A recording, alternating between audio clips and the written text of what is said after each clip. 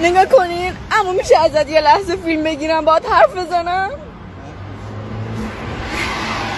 شما هم تو همین کشور زندگی میکنه درسته؟ نگاه کن منو الان به خاطر اینکه روسریم از سرم افتاده گرفتن.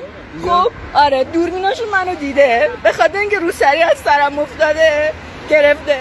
ماشینم هم گرفتن. خب دوربینا شما رو نمیبینه؟ شما جای برادر من، جای دایی من، جای پدر من نمیبینه دوربینا شما رو؟ همه رو میبینه میخواه اینا دارن به خوشی میکنن دیگه چی بیاد؟ یعنی شما رو نمیبینه رو سری منو که لحظه از سرم افتاده میبینه؟ کرمانشاه پر از آدمایی که نیاز دارن بچه ها به خودمون هیچ کی کمک نمیکنه. اینم کلانتریه رو سری منو دیده ولی این آدم ها رو نمیبینه. ببخشید به خدا همش میگه مش کسافت آشغال کنه چیه به هیچ کی رحم نمیکنه. اینا به پول جیب ما هم رحم نمیکنن. چی میگن؟ اینا مثلا امین مردم. حالا این رئیس چون نیست اینجا باش صحبت بکنی؟ میگن اگه رشوه بدی ماشین تو بد میدیم. فقط پول میخوان دیگه. آره پول میخوان.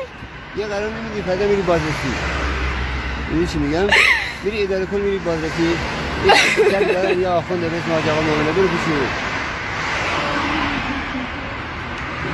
برو ماشین خوابوندن فقط بخاطر اینکه پول بدن. به خاطر روسریه که دوربینشون منو دیده امنیت کشور رو به خطر انداختن. چه ربطی میتونه داشته باشه روسری به خواباندن ماشین؟ مگه اصلا اینا راهنمای رانندگی ماشین رو بخوابانن؟ مرسی ببخشید اذیتت کردم. هیچکی نبود تو این شب هیچکی نبود باهاش حرف بزنم جز شما. این ماشین الان توه. آره ماشینم توه. مهم نیست که مهم اینه که منو دیدن روسری منو دیدن بقیه رو نمیبینن. نه مرسی ممنون مرسی ممنون.